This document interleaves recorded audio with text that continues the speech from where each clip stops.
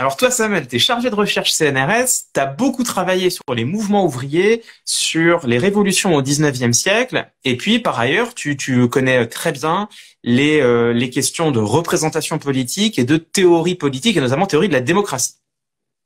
Ouais, bah c'est ça. J'ai commencé par travailler sur l'histoire du 19e siècle, sur l'histoire de la République, et puis je me suis peu à peu intéressé à des questions, à qu'est-ce que c'est la représentation, qu'est-ce que c'est la citoyenneté, et puis qu'est-ce que c'est la démocratie aussi. Et c'est vrai que j'ai un peu travaillé sur ça ces derniers temps, quoi.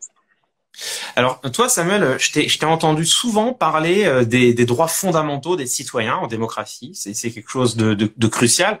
On peut dire que c'est un des deux piliers de la démocratie, hein, que la démocratie, c'est notamment le régime qui garantit les droits fondamentaux des citoyens. Et justement, on est en train de vivre, de ce point de vue-là, une période complètement inédite où les droits fondamentaux les plus cruciaux des citoyens, notamment le droit d'aller, la liberté d'aller et venir, la liberté de se réunir, ont été restreints par un décret. Et je me demandais, est-ce que ça, toi, c'est quelque chose qui te choque, ce moment où notre liberté de nous déplacer a été remise en cause? Bah, si tu veux, c'est pas tant le fait qu'on ait moins de liberté individuelle qui est choquant, parce que ça, à la limite, bon, on voit bien comment ça peut être une nécessité pour des raisons de santé publique, etc. Hmm. S'il y a un problème, c'est plutôt sur la manière dont ça a été décidé. C'est-à-dire que, bah, théoriquement, dans une démocratie, voilà, le pouvoir, il appartient au peuple, hein, aux citoyennes et aux citoyens, et donc les gens doivent être consultés sur les décisions. Et bon, là, de toute évidence, la décision de retirer ses libertés et de passer dans ce régime un peu d'exception, bah, il a été Ouais. décidé par quelques personnes en nous expliquant qu'il n'y avait pas trop de choix et que bah voilà, c'était comme ça qu'il fallait faire. Et puis fermer là et juste accepter. Et c'est ça qui me choque plus que le fait qu'on soit euh, qu'on ait nos libertés restreintes, parce qu'on voit bien que bah ouais, ça a un sens d'avoir des libertés restreintes quand on est face à une épidémie de ce type-là. Hein. Donc c'est plutôt Hmm. non pas du point de vue de la liberté individuelle, hein, c'est-à-dire qu'on m'empêche de d'aller dans la rue et de faire et d'aller au bar. C'est pas de ce point de vue-là, c'est plutôt du point de vue de la liberté collective. C'est-à-dire, est-ce que à un moment donné, on a pu ou pas prendre cette décision ensemble? Et bah de toute évidence, en France, c'est pas comme ça que ça s'est fait. Il y a d'autres pays en Europe où la décision de faire un confinement de la population a été prise de manière plus démocratique, avec plus de débats. Bah, alors, il y a eu plus de débats en Allemagne, par exemple. Hmm. Au final, hein, ils arrivent à une situation qui est un peu la même, qui est un confinement, mais il y a eu un débat, notamment parce qu'il y a c'est un pays qui est beaucoup plus décentralisé, donc les lenders, hein, les régions ont plus de pouvoir, et donc il y a eu pas mal de débats au niveau des régions pour savoir comment ça allait marcher, etc. En Suisse, il y a eu aussi pas mal de débats. Alors après, ça ne veut pas dire qu'il y a eu des référendums pour décider, parce que c'est pas du tout toujours possible, mais en tout cas, on n'avait pas du tout ce discours qu'on a en France du gouvernement qui nous dit il n'y avait pas d'autre solution que celle qui a été Hmm. prise. C'est ça qui est pas démocratique. C'est de dire bah, Hmm. de toute façon il n'y a pas le choix, il fallait faire comme ça, etc. C'est ça qui pose un problème. Après évidemment Hmm. l'autre problème c'est qu'il n'y a pas les garanties, il n'y a jamais les garanties que ces restrictions de liberté elles soient limitées dans le temps. Elles ont été posées là, on nous dit par des lois d'exception, mais on a vu avec l'état d'urgence, hein, les lois d'exception, elles peuvent devenir des lois permanentes. Toutes les dispositions de l'état d'urgence contre le terrorisme sont devenues des éléments qui ont été rentrés dans la loi, dans toute la loi de manière générale. Donc, euh, le fait qu'on se sente à ce point dépossédé du pouvoir, le fait que ça soit aussi à ce point, que ça soit vraiment quelques personnes qui prennent les décisions, etc., bah, c'est vrai que ça nous met pas en confiance pour dire, bah voilà, ils vont nous rendre nos libertés quand ça sera nécessaire, quoi. Hmm. Euh, Il y a, il y a, il y a une question qui est liée à celle des libertés publiques, c'est la question policière. Moi, je t'ai entendu ces dernières années, notamment au moment de la crise des Gilets jaunes, je t'ai entendu avoir des mots très vifs contre la répression policière. Tu alertais l'opinion publique sur le fait que il se passait dans la rue des choses avec les forces de l'ordre qui n'étaient pas acceptables. Là, on voit que les forces de l'ordre jouent un rôle dans le confinement et ont notamment dressé des centaines de milliers, je crois, d'amendes. Est-ce que Quel regard tu portes là-dessus? Est-ce que pour toi, le rôle de la police en ce moment, il est acceptable ou est-ce qu'il pose problème? C'est vrai qu'il y a quelque chose qui s'est mis en place, qui est pas nouveau, qui a commencé au début des années 2000. Euh, Toute une série de lois qui, les unes après les autres, ont donné de plus en plus de pouvoir à la police et notamment ont enlevé de plus en plus de moyens de contrôle de la police. C'est-à-dire que la police est de plus en plus armée, a de plus en plus de droits, et les citoyens et les citoyennes en ont de moins en moins. Et ça s'est fait de loi en loi, etc., jusqu'à la situation qu'on connaît aujourd'hui, à savoir que, tu l'as dit, pendant le mouvement des Gilets jaunes, bon, on a tous vu qu'on était face à un mouvement social massivement soutenu dans la population et qui a fait l'objet d'un traitement policier qui n'a pas d'équivalent dans les autres démocraties, parce que les policiers sont armés d'armes de guerre, non létales mais d'armes de guerre, qu'ils les utilisent dans des contextes qui peuvent être un peu compliqués dans le cadre de confrontation et que du coup, on a vu quelque chose qu'on n'avait pas vu depuis très longtemps, à savoir des manifestants et des manifestantes qui manifestent et puis qui perdent un œil, qui perdent une main. C'est des choses tout à fait. Après, faut pas se tromper. On n'est pas en train de vivre aujourd'hui, à mon sens, en France, le basculement dans un état policier. Ce qu'on voit, pour plein de raisons, mais notamment parce que il n'y a pas forcément les moyens humains pour basculer dans un état policier. C'est-à-dire que c'est pas qu'une question de volonté, mais si jamais le pouvoir voulait mettre en place une sorte de contrôle généralisé de toute la population, ça serait impossible. Il faudrait énormément de moyens qu'il n'y a pas nécessairement. La police, elle est faite pour le maintien de l'ordre, elle est faite pour la résolution de crimes, etc. Bon, mais elle est absolument pas faite pour faire régner, aujourd'hui, elle est absolument pas faite pour faire régner un ordre policier. Maintenant, il faut pas juste regarder la France. Je pense pas qu'on est en train de basculer dans un état policier en France. Mais il y a d'autres pays, y compris des pays démocratiques, où les choses sont beaucoup plus compliquées. Et je pense par exemple à l'Inde. En Inde, c'est la plus grande démocratie du monde. En Inde, on a un pouvoir actuellement qui est dirigé par Narendra Modi, qui est en train de mener une politique franchement d'extrême droite, franchement fasciste, en tout cas qui a des tendances fascistes, et notamment qui cible très directement les musulmans, avec des débuts de pogroms qui ont eu lieu ces derniers mois. Qui ont eu lieu ces derniers mois.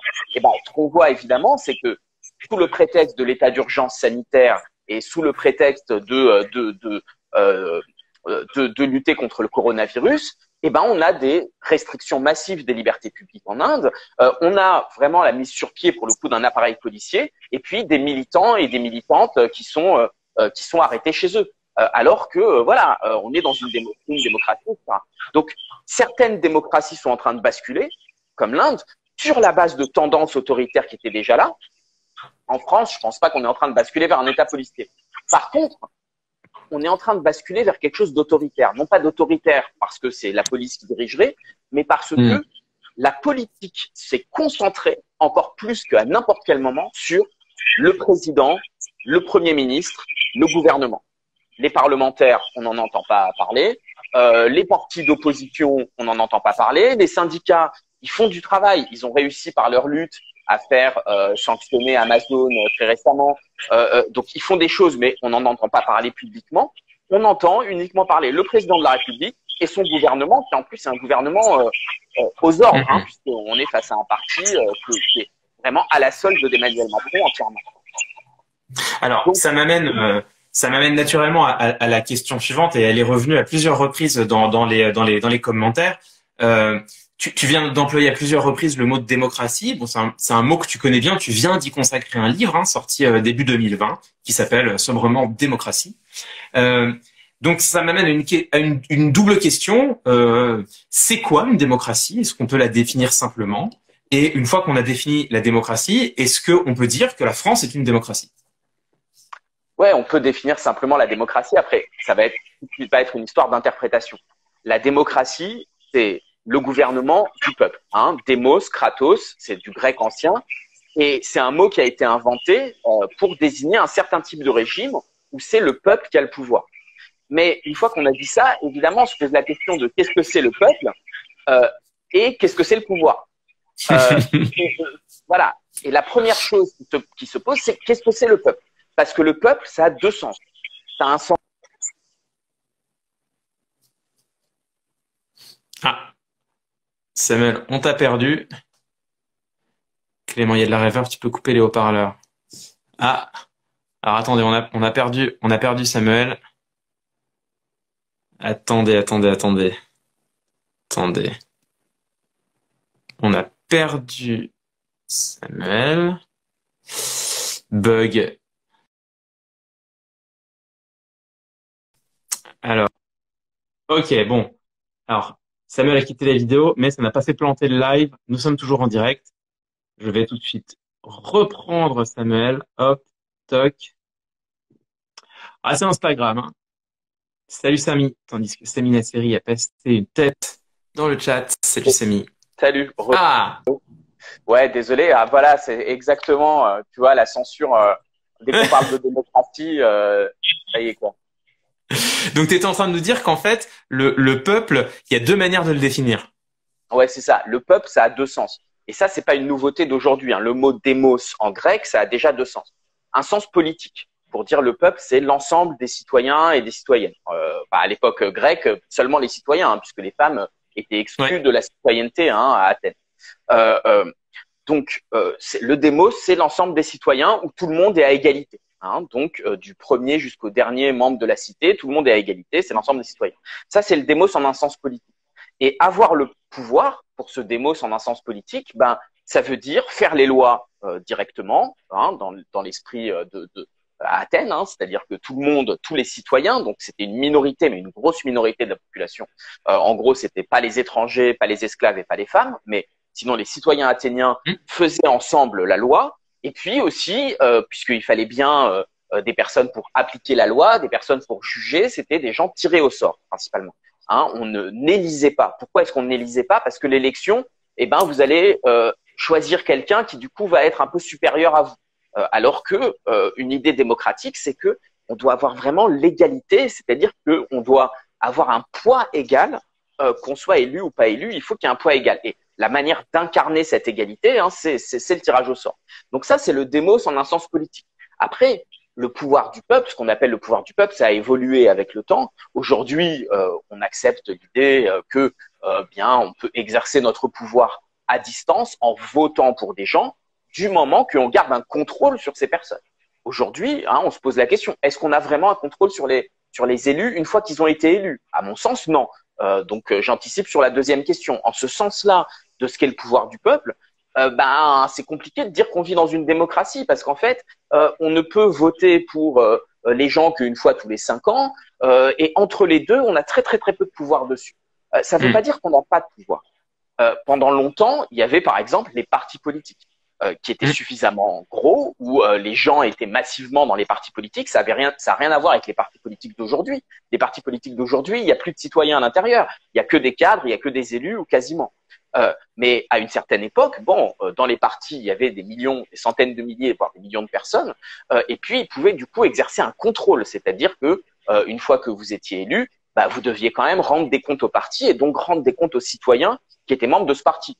Aujourd'hui, on a au pouvoir Emmanuel Macron qui a créé, ce qui est inédit dans l'histoire, qui a créé un parti avec ses initiales, EM. Donc c'est vraiment un parti à lui, quoi. C'est marqué, c'est estampillé, c'est son parti. C'est même pas un vrai parti d'ailleurs. Il n'a pas des statuts de parti. C'est un mouvement qui lui est entièrement soumis. Donc où il n'y a pas ce mécanisme de contrôle qui peut se faire même par le biais des partis. Mais il y a d'autres formes de contrôle. On peut dire qu'on a un contrôle par les médias, par exemple. C'est important du coup d'avoir des médias qui soient vraiment libres, etc., etc. Donc ça c'est le premier sens du mot démos, le pouvoir du peuple. Et puis démos, ça a aussi un deuxième sens. Le peuple, ça a un deuxième sens. C'est le peuple en un sens social, c'est-à-dire les pauvres, la masse, les gens qui travaillent, en gros. Hein, les 90% quelque part. Voilà, les 90% ou les 99% ou les, je sais pas, mais en tout cas, la masse des personnes qui travaillent.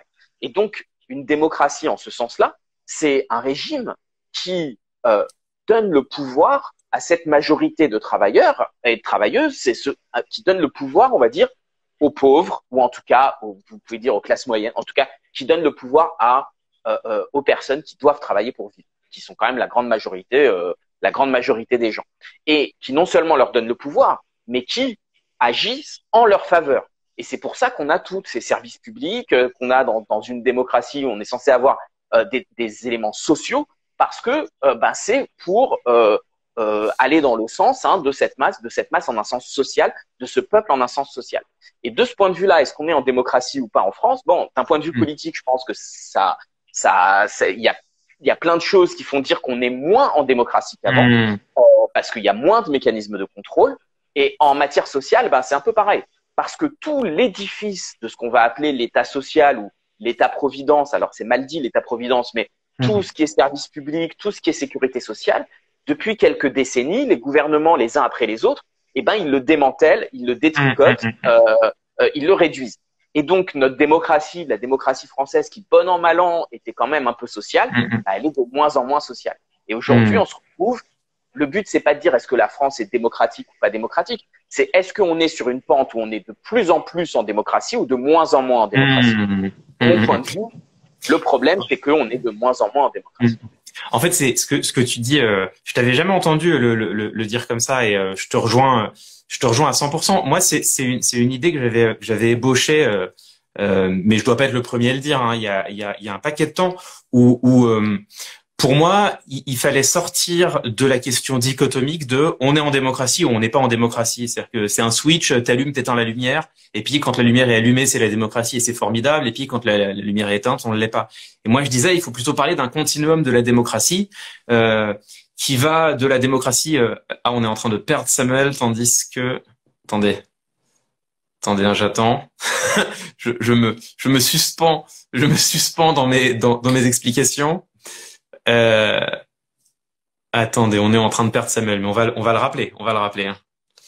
On va le rappeler. Vous savez, hein, ça c'est Instagram qui appartient à Facebook, le gouvernement français qui nous espionne, hein, et qui ne veut pas qu'on ait cette discussion, pas du tout. Pas du tout. N'écoutez pas les bêtises que je raconte. Je meuble. Son réseau est infiltré, c'est ça. Hein. C'est ça, vous savez. Je sais pas ce qui se passe. Vas-y, en plus, c'est super intéressant ce que tu disais. On n'arrive pas. Attends, là, t'es figé. On n'arrive plus.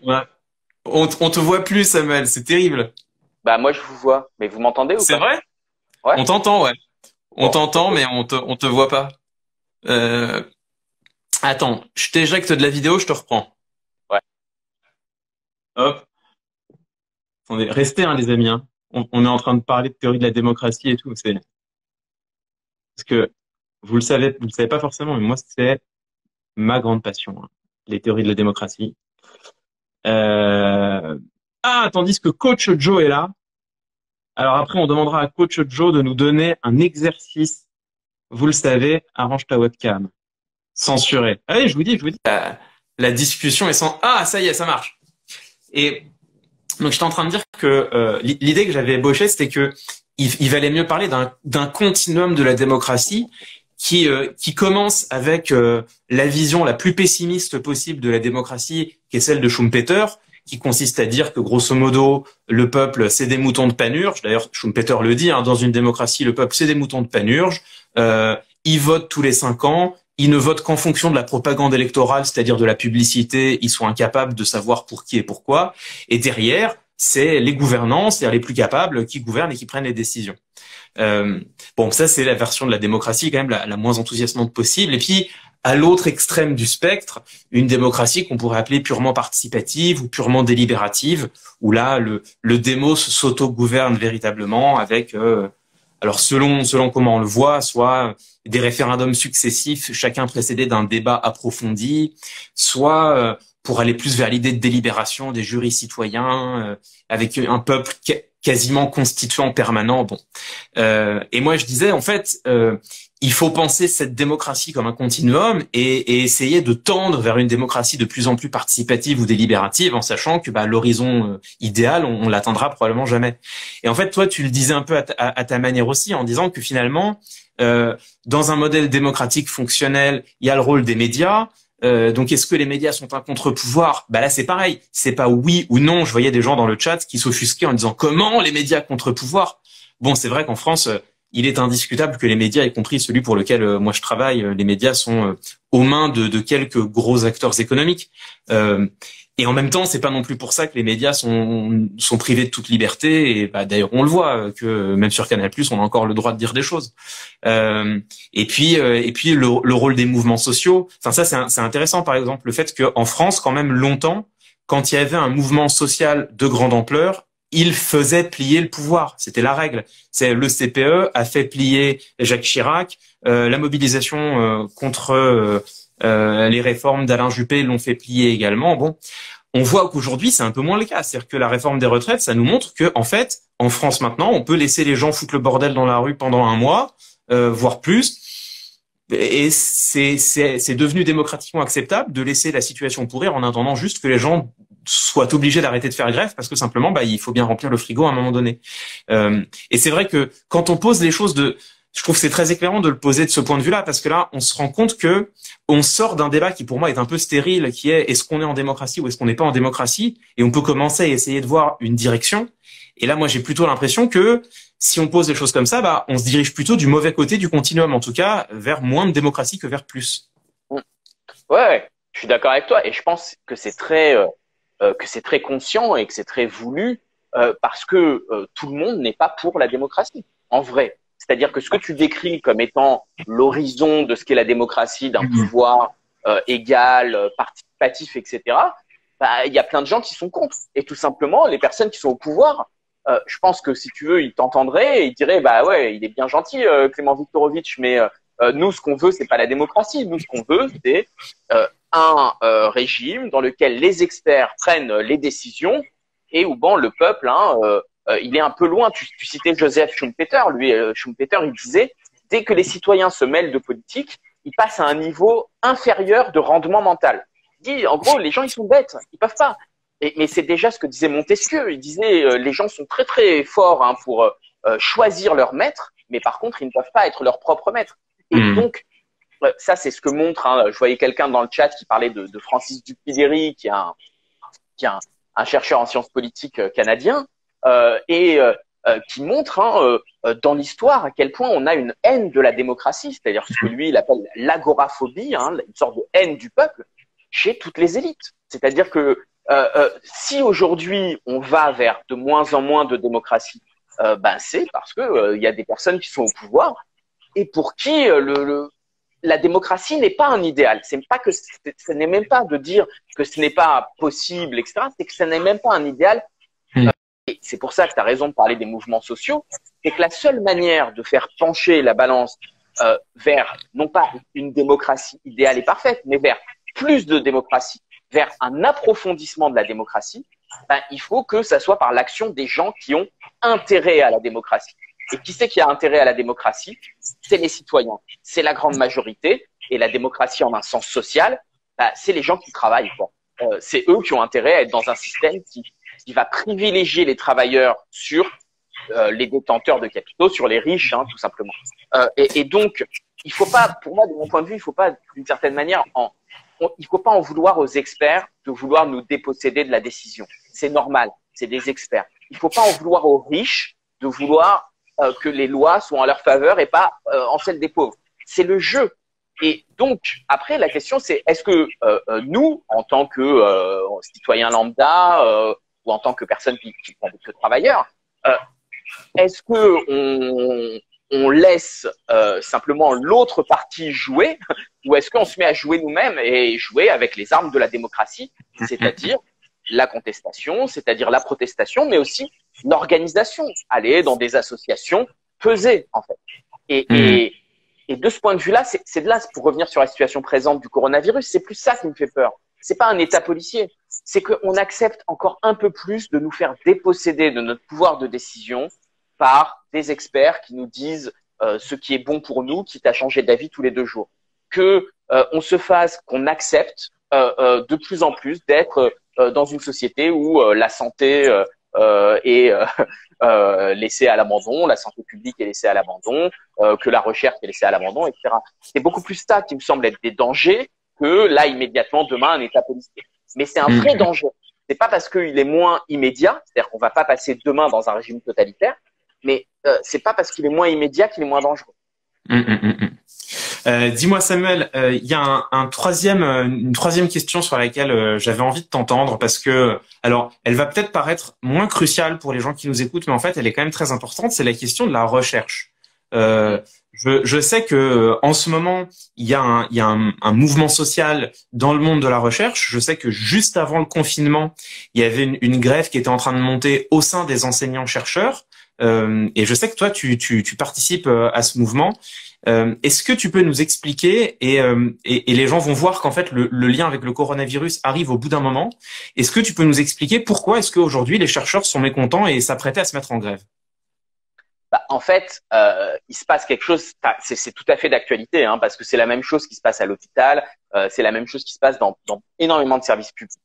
Comme je te disais, hein, dans une démocratie, l'aspect social de la démocratie, ça repose sur le fait d'avoir des forts services publics. Or, ce qu'on voit ces derniers temps, c'est un changement de logique, alors qu'on peut appeler ça néolibéralisme, par exemple, un changement de logique qui consiste à dire que il faut sortir d'une logique de service public, c'est-à-dire une logique de on donne le même service à tout le monde. Et par exemple, on va faire en sorte d'avoir des écoles qui aient les mêmes programmes partout, d'avoir des hôpitaux sur l'ensemble du territoire, et puis d'avoir des universités, par exemple, sur l'ensemble du territoire. Au lieu d'avoir ça, on va être dans une logique qui consiste à dire qu'il faut mettre l'argent seulement dans les endroits où c'est les plus efficaces. Donc, au lieu d'avoir des hôpitaux sur tout le territoire, on va plutôt faire des hôpitaux en plus petit nombre, mais qui vont regrouper des services plus efficaces et plus performants. Ça ne veut pas dire que c'est toujours mauvais comme logique, hein. Mais c'est pas une logique du même type. C'est pas une logique exactement de service public. Dans le cas des universités, la logique du gouvernement, elle est simple. Il faut faire des économies, hein, évidemment, c'est le nerf de la guerre. Pourquoi il faut faire des économies? Parce que il faut pouvoir baisser la dépense publique. Pourquoi il faut baisser la dépense publique?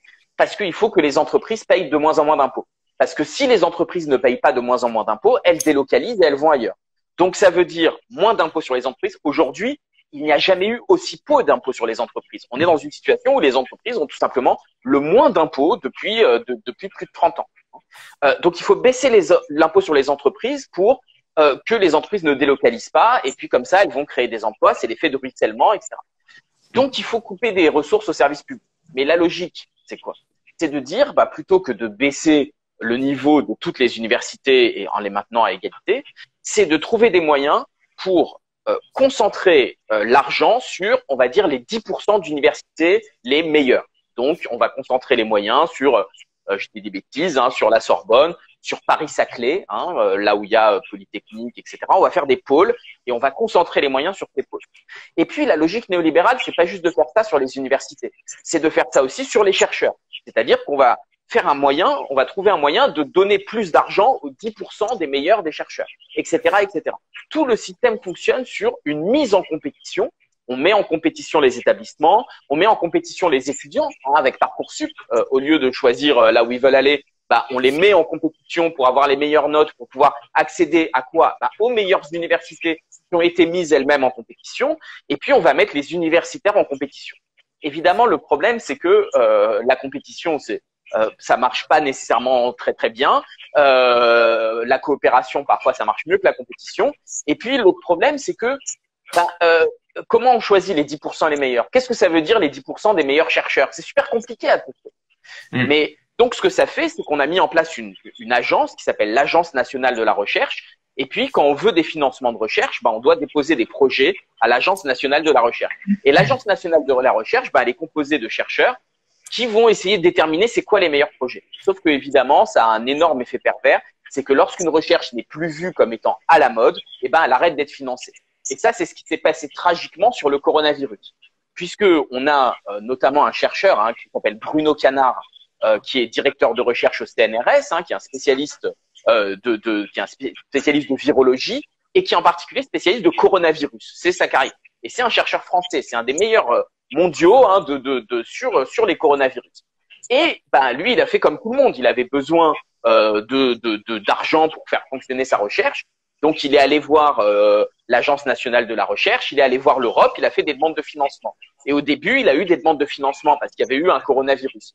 Et puis, le sujet est passé de mode. Et donc, il a arrêté d'avoir des financements. Et donc, tout simplement, ce type qui travaillait sur les coronavirus, qui produisait une recherche, il était plus considéré comme faisant partie des 10% les plus productifs et les meilleurs. Et donc, il a plus eu de financement. Et puis, les financements sont ailleurs. Et donc, c'est ça le problème. C'est que à essayer de maximiser, à essayer d'être le plus efficace possible, parce que ça fait, c'est qu'il y a plein de questions qui sont jugées pas efficaces à un moment donné, ou qui sont jugées ne pas être prioritaires. Mais ce qui est prioritaire, ça change avec le temps. Et donc là, le mouvement dans l'université, le mouvement dans la recherche actuellement, c'est d'essayer d'arrêter une loi qui s'appelle la loi de programmation pluriannuelle de la recherche, la LPPR, qui vise à renforcer encore le poids de cette compétition entre universités, compétition entre chercheurs, pour faire des sortes d'universités à deux vitesses, avec des universités d'élite où il y aurait toute la recherche, et puis des universités de masse qui seraient laissées à l'abandon, etc. Des chercheurs d'élite qui auraient tous les crédits, et puis des chercheurs de seconde zone. On essaye de lutter contre ça, et c'est vrai que c'est un mouvement qui a commencé le 5 décembre, en même temps que le mouvement contre la réforme des retraites, parce que l'université est directement touchée par la réforme des retraites, non seulement les profs, mais aussi le personnel administratif, le personnel technique, et en particulier les précaires. Parce qu'il faut savoir qu'aujourd'hui, l'université française, la moitié des cours sont donnés par des précaires, dont une grande partie sont payés en dessous du SMIC horaire. Donc, on est sur un système qui fonctionne entièrement sur la précarité, qui fonctionne entièrement sur l'exploitation, et pour le dire très clairement, qui n'est pas digne d'un service public dans une démocratie. Et de ce point de vue-là, la situation actuelle, la crise sanitaire, vient révéler ça. C'est qu'aujourd'hui, on n'a plus des services publics qui sont à la hauteur d'une démocratie, c'est-à-dire à la hauteur de nos attentes en tant que citoyens, et en particulier à la hauteur des besoins des plus pauvres, qui n'ont pas les moyens d'aller dans une université privée, qui n'ont pas les moyens d'aller dans une clinique privée pour se faire soigner. C'est absolument fondamental d'avoir des services publics qui soient financés de manière inconditionnelle, c'est-à-dire où on ne demande pas aux médecins, comme c'est le cas actuellement à l'hôpital, de venir déclarer à chaque fois qu'ils font un acte et à essayer de leur faire un maximum d'actes pour que les gens sortent le plus vite possible d'hôpital pour qu'ils libèrent des lits. C'est ça le problème. C'est que en ayant cette logique-là de il faut que les médecins libèrent des lits à l'hôpital un maximum, on se retrouve avec quoi? On n'a pas assez de lits. On se retrouve à être parmi les pays d'Europe, en tout cas des pays riches, qui ont le moins de lits par habitant. Et donc toute cette logique néolibérale, elle vient saper les services publics et elle fait qu'aujourd'hui on n'a plus des services publics à la hauteur. Écoute, Samuel, ça me semble être un condensé, un résumé et une conclusion absolument implacable. On s'arrête là-dessus du coup. Merci beaucoup pour ce témoignage et pour tous ces éléments. Je pense que c'est hyper éclairant et ça faisait longtemps moi que j'avais envie d'une part de papoter un peu du concept de démocratie et d'autre part de papoter avec toi. Et donc je suis content qu'on ait pu faire les deux en même temps, le même soir. J'en suis ravi. Merci beaucoup Clément. Merci à toi Samuel et puis à très bientôt. À très bientôt. Bonne fin de soirée. Salut. Merci toi aussi.